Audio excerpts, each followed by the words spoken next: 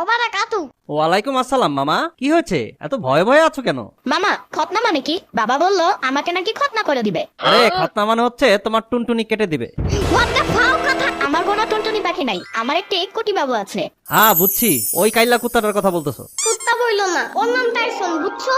আর কালো না, ও একদম চকলেট কালার।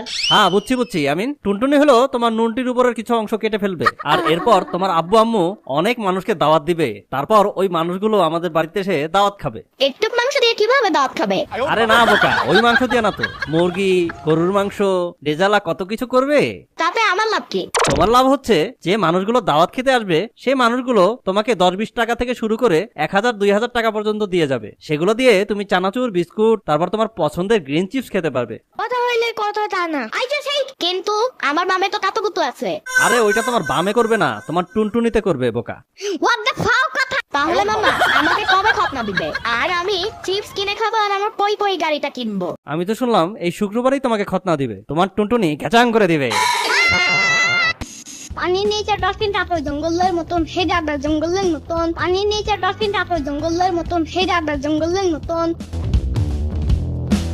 ইয়ামিন, তুমি সুমির ভাইস্তা না? তুমি কে আর তুমি কে? আমি হইতাছি হাজাম, বিলেত থেকে ট্রেনিং নিয়ে